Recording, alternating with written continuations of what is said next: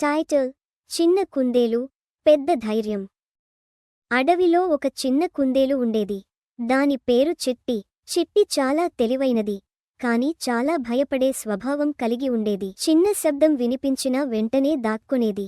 అడవిలోని ఇతర జంతువులు ధైర్యంగా ఆడుకుంటూ ఉండేవి, కాని చిట్టి మాత్రం దూరంగా నిలబడి వాటిని చూస్తూ ఉండేది. ఒకరోజు అడవిలోని జంతువులన్నీ కలిసి ఒక పెద్ద ఆటల పోటీ పెట్టాలని నిర్ణయించుకున్నాయి. పరుగు పందెం, దాగుడుమూతలు, చెట్టు చుట్టూ తిరిగే ఆటలు, ఇలా చాలా సరదాగా ఉండే ఆటలు ప్లాన్ చేశాయి. కోతి, జింక, ఎలుక అందరూ ఎంతో ఉత్సాహంగా తమ పేర్లు నమోదు చేసుకున్నారు. చిట్టి కూడా ఆ ఆటల్లో పాల్గొనాలని అనుకుంది. కాని వెంటనే భయం పట్టుకుంది. నేను ఓడిపోతే, అందరూ నాపై నవ్వితే అని ఆలోచించింది. ఆ ఆలోచనతో నిశ్శబ్దంగా ఒక చెట్టు వెనుక కూర్చుంది. అది గమనించిన ఒక వృద్ధ తాబేలు చిట్టి దగ్గరకు వచ్చింది.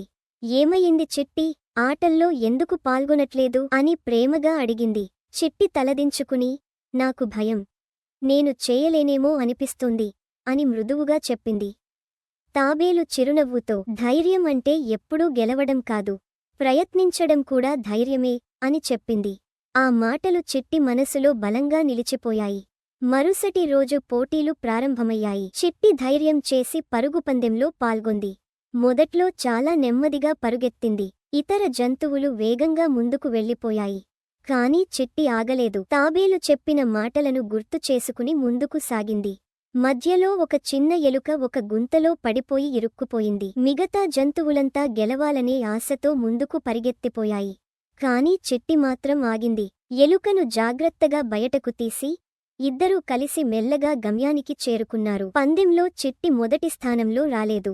అయినా అడవిలోని అన్ని జంతువులు చిట్టిని ప్రశంసించాయి. నిజమైన విజేత నువ్వే అని సింహం రాజు చెప్పింది. ఎందుకంటే చిట్టి సహాయం చేయడం, ధైర్యంగా ప్రయత్నించడం ద్వారా అందరికీ ఒక గొప్ప ఉదాహరణ చూపించింది. ఆ రోజు నుంచి చిట్టి ఇక భయపడే కుందేలు కాదు, ధైర్యంగా కొత్త విషయాలను ప్రయత్నించే కుందేలుగా మారింది. ఇతర చిన్న జంతువులకు కూడా ధైర్యం అంటే ఏమిటో నేర్పింది. నీతి: ధైర్యం అంటే గెలవడం మాత్రమే కాదు, ప్రయత్నించి మంచి చేయడమే నిజమైన ధైర్యం. పిల్లలు, మీకు ఈ కథ నచ్చిందా? ఇలాంటి మంచి కథలు ఇంకా వినాలంటే లైక్ చేయండి, సబ్స్క్రైబ్ చేయండి, బెల్ ఐకాన్ నొక్కడం మర్చిపోవద్దు.